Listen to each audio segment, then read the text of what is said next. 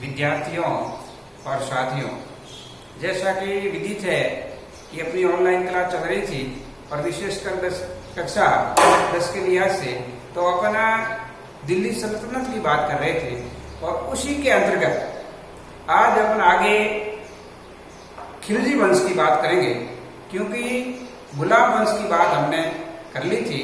तो आज अपन देखेंगे आपका खिलजी वंश। तो खिलजी वंश का अगर टाइम देखा जाए तो 1290 ईस्वी से 1326 ईस्वी ये इनका टाइम बैठता है। अब इनके शासकों की बात करें तो सबसे पहले इसका शासक आ रहा है जलालुद्दीन खिलजी।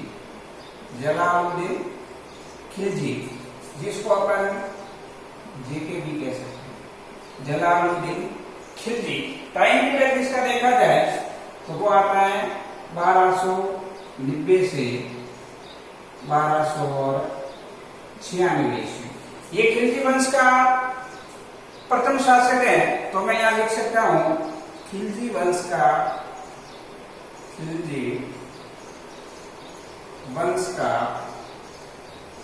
संस्थापक।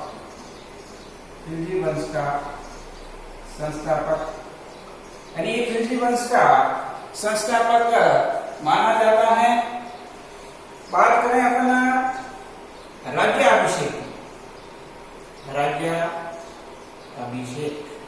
अगर इसका राज्याभिषेक की बात की जाए तो वो होता है किलोखरी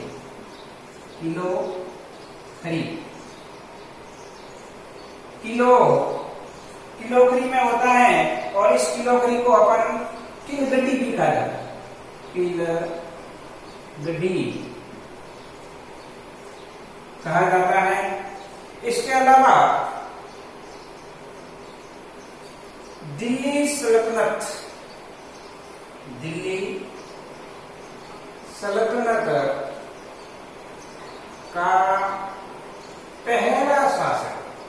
पहला शासक जो हिंदुओं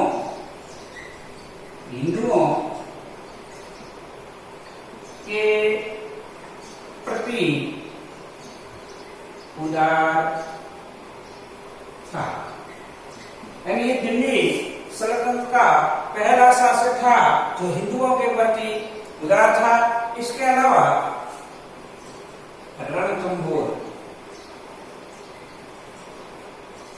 रणथंभौर के शासक हमीरदेव चौहान से पराजित हुआ। रणथंभौर का एक शासक था महाप्रतापी शासक हमीर, जिसको अपने इतिहास में हमीर हट के नाम से भी जानते हैं। उससे ये पराजित हुआ और 1296 ईस्वी में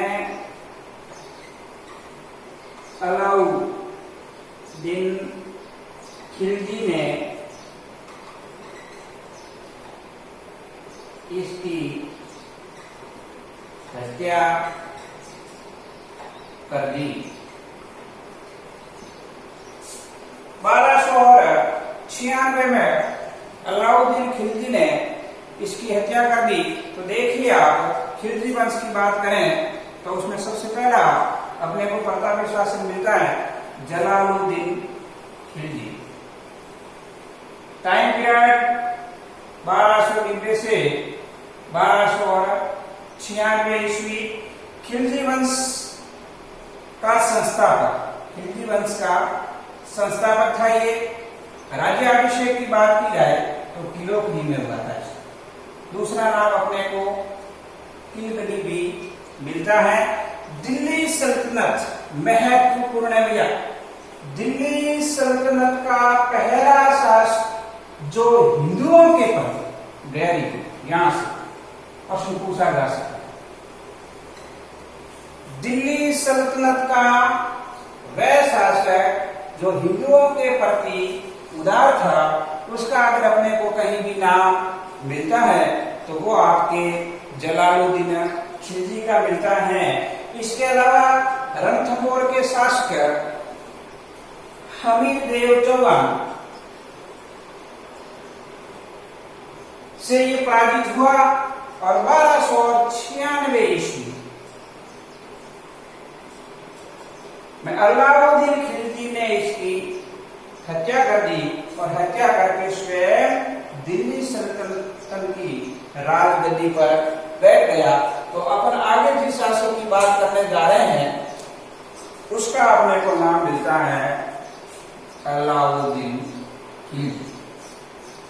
खिलजी वंश का सबसे प्रतापी शासक जिसका अपने को नाम मिलता है अलाउद्दीन खिलजी। खिलजी डायनेस्टी का सबसे प्रतापी शासक हुआ है आपके। तो मैं लिख देता हूं यहां दूसरा शासक अलाउद्दीन खिलजी। अलाउद्दीन खिलजी टाइम पीरियड इसका देखा जाए तो 1296 से 1316 ये इनका टाइम पीरियड अपने को देखने को मिलता है। और क्या कह रहे कड़ा मानिकपुर, कड़ा मानिकपुर में स्वयं को सुल्तान घोषित किया, स्वयं को सुल्तान घोषित किया। कड़ा मानिकपुर एक स्थान आता है, वहां स्वयं को सुल्तान घोषित किया। इसके अलावा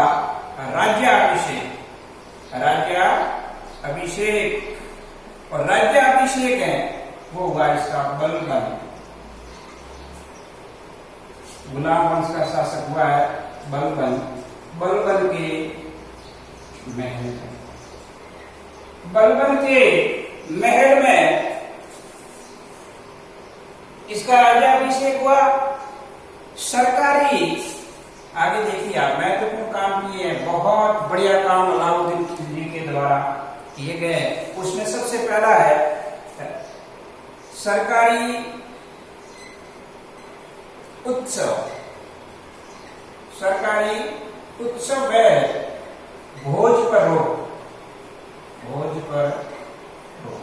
ये सबसे पहले अलाउद्दीन खिलजी ने किया था। कोई भी सरकारी उत्सव व भोज का आयोजन नहीं करेगा। इसके अलावा नशीले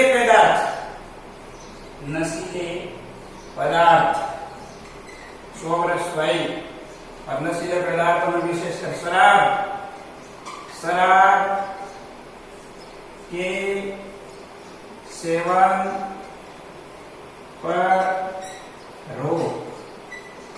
यानी उन्होंने ये घोषित कर दिया कि मेरे राज्य में किसी प्रकार का कोई नशा नहीं करेगा और नशीले पदार्थों के ऊपर उन्होंने रोक भी लगा दी थी। इसके अलावा वस्तुओं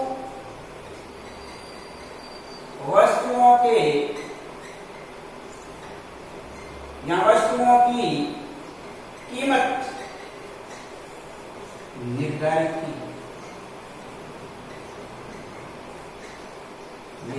है।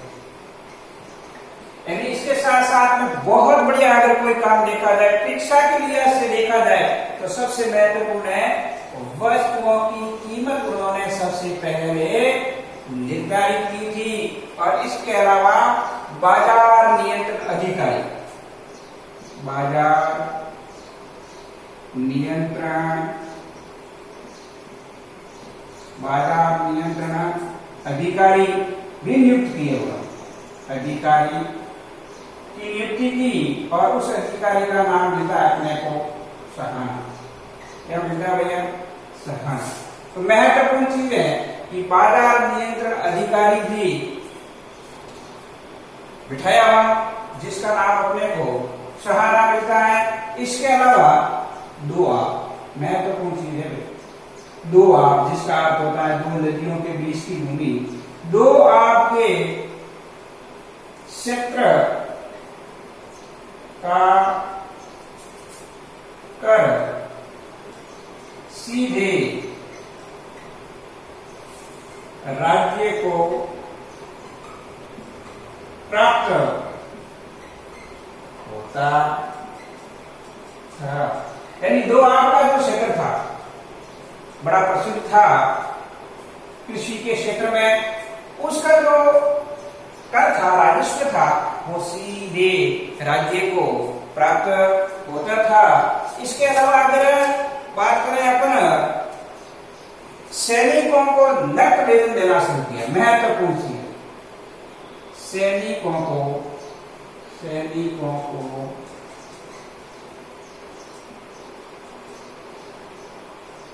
नकद वेतन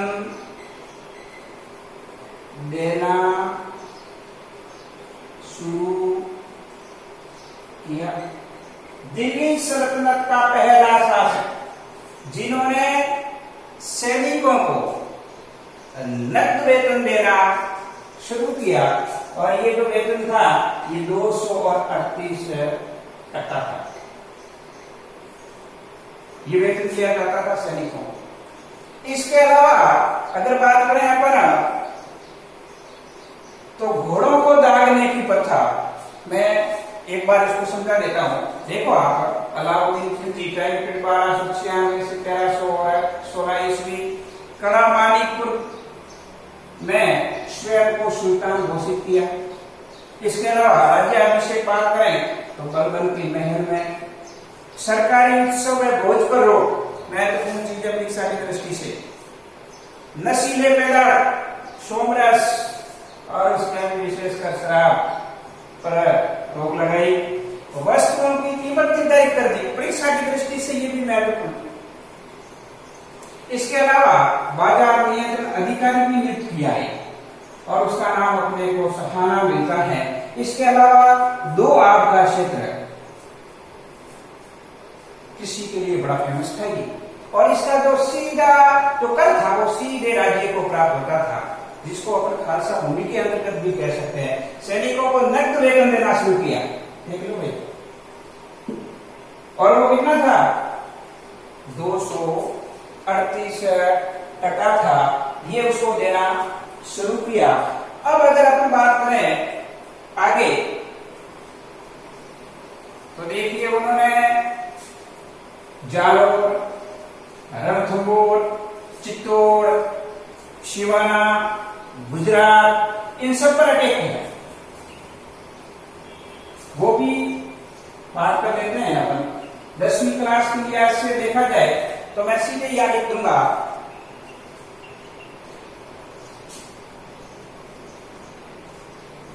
एक चीज और महत्वपूर्ण है, घोड़ों को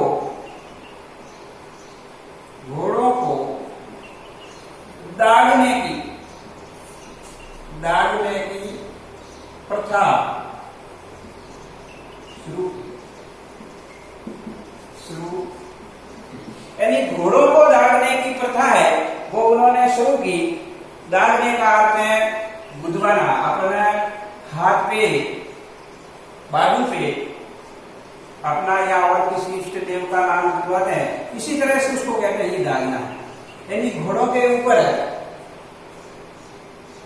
उन्होंने गुदवाना शुरू कर दिया ताकि ये समझ में आए कि कोई घोड़ा भर्ती तो नहीं लेकर के आया है। इसके अलावा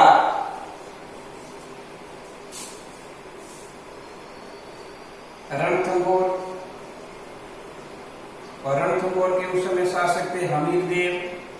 चित्तौड़ की बात करें तो चित्तौड़ के शासक का नाम मिलता है अपने को रतन सिंह। इसके अलावा शिवाना, वीर नारायण, जालोर, कानड़देव एवं गुजरात। गुजरात का नाम भी मिलता है। और गुजरात के शासक की बात करें तो करण वगैरह था। रणथंभौर, चित्तौड़गढ़, सिवाना, जालोर, गुजरात आदि को विजित किया।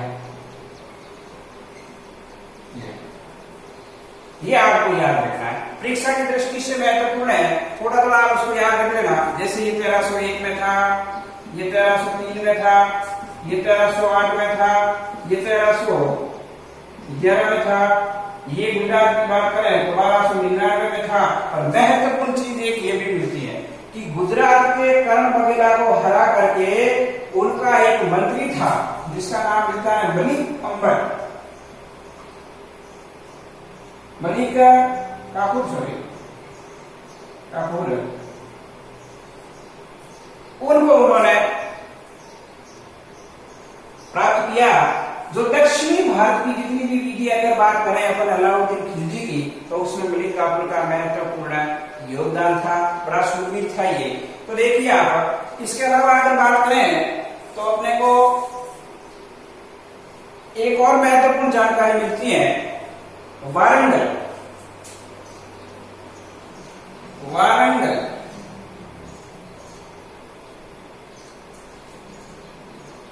गढ़ के शासक प्रतापगढ़ को पराजित कर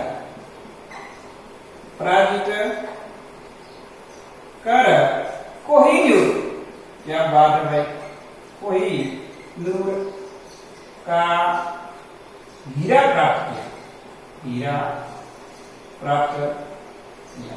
महत्वपूर्ण है भाई, शिक्षा के लिहाज से वारंगल का एक शासक हुआ है जिसका नाम मिलता है अपने को प्रतापगढ़।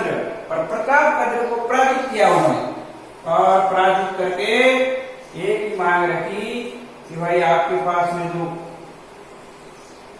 बहुमूल्य कोहिनूर का जो हीरा है वो हमें दे दीजिए। तो ये अब बात अलाउद्दीन खिलजी की थी। तो देखो, घोड़ों को डालने की प्रथा की शुरुआत की। इसके अलावा रणथंभौर, चित्तौड़, सिवाना, जालोर, गुजरात आदि को उन्होंने विजिट किया। मलिक काफूर को वहां से प्राप्त किया, कर्ण वगैरह से।